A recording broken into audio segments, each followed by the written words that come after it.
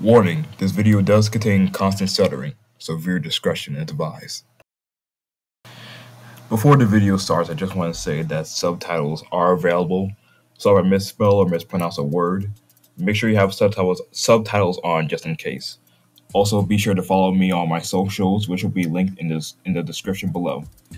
Thanks for listening and enjoy this video.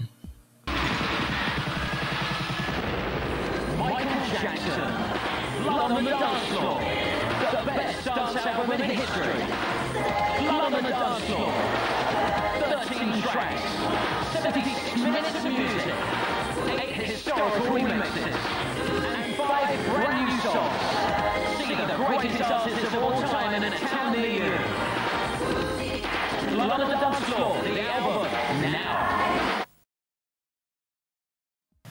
On May 20th, 1997, Michael Jackson released his first and only remix EP, Blood on the Dance Floor, History in the Mix.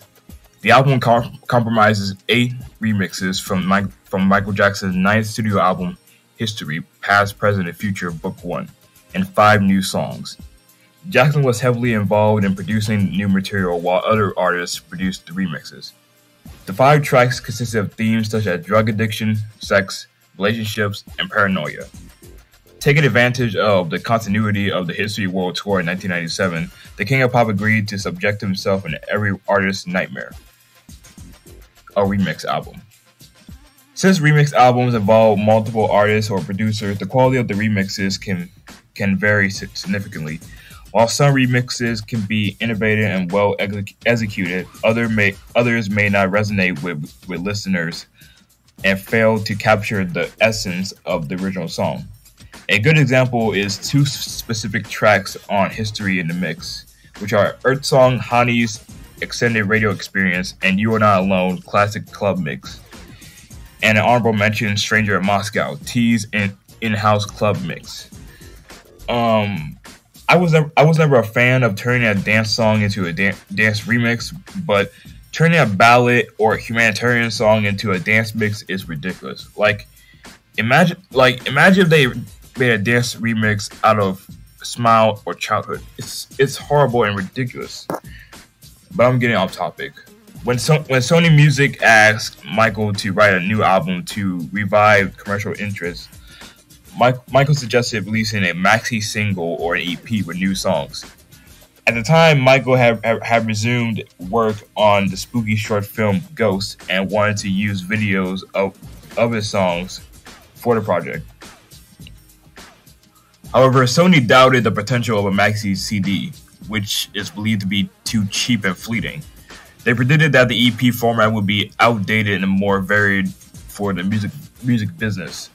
Several weeks of negotiation led to a compromise. A new project would take the form of an album with remix songs, combining a traditional and a remix compilation album.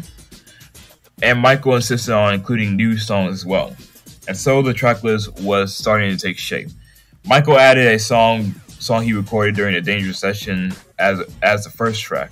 The song was Blood on the Dance Floor, and it would give the album its name.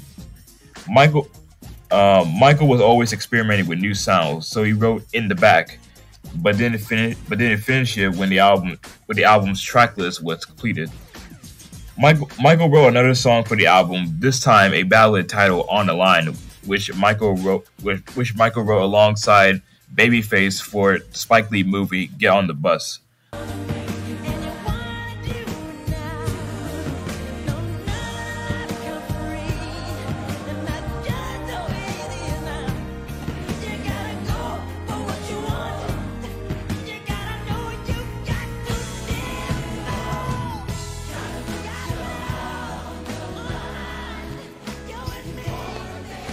The song was later dropped in favor of It's Scary. However, On the Line would later be released on the Ultimate Collection in 2004 along with In the Back.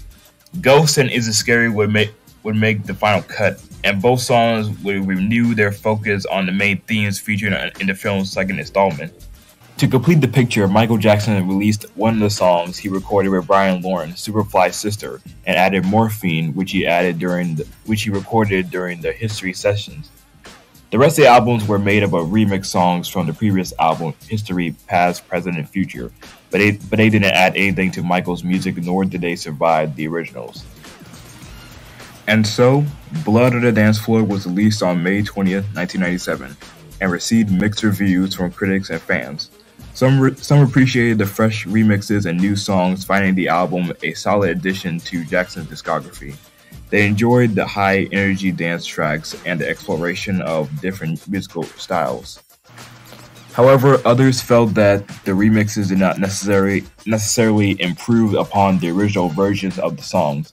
Some critics found the album an unnecessary release, considering to capitalize on Jackson's previous success rather than offering substantial new material. However, in Europe, the album was certified for shipments of at least 2 million copies.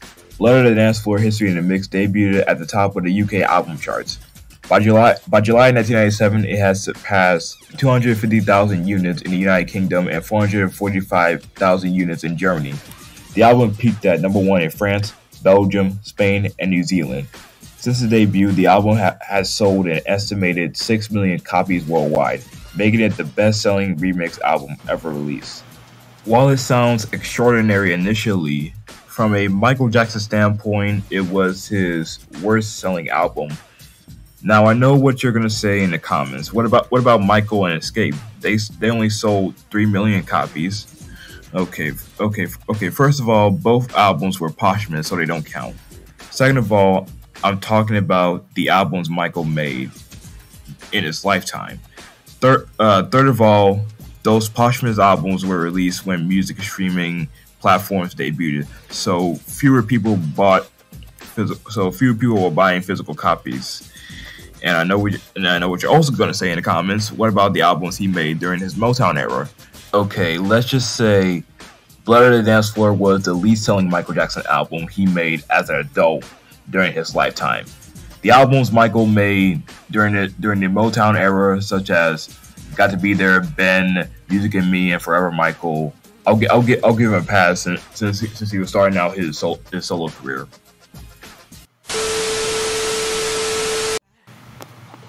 On June 9th, 2018, I released my first fan-made album, The Future, which consists of several songs from Escape and Invincible. Although it gained popularity for a bit, it sparked controversy due to some of the songs not being Michael Jackson, but instead impersonators. Now it's been 5 years and I'm more aware of which songs Michael sang. So in celebration of the 5th anniversary of my YouTube channel and my debut on other social platforms, I decided to make a reissue of The Future, featuring various artists Michael worked with and influenced over the years, including Usher, Billie Eilish, Brian Lauren, The Fugees, and many more. This album has been in the making for the past 3 years, and I am proud to share my fan-made album with the world. The Future, out on June 9th, 2023.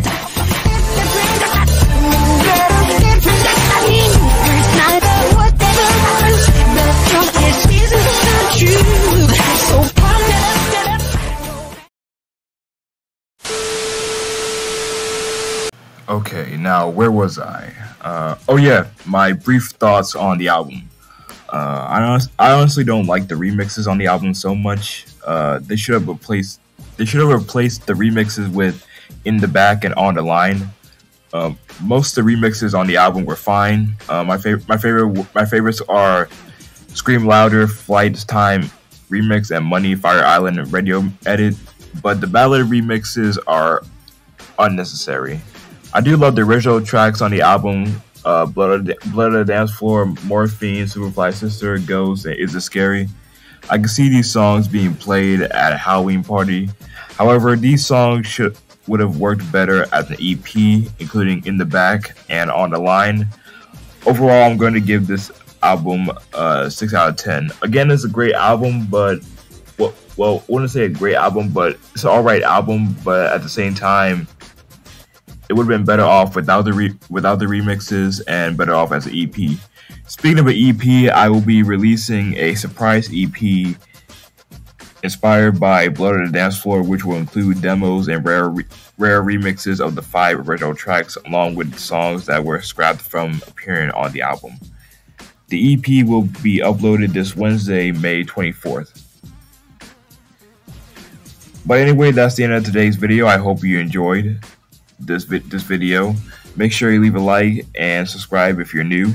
Don't forget to follow me on my socials, which will be linked in the description below.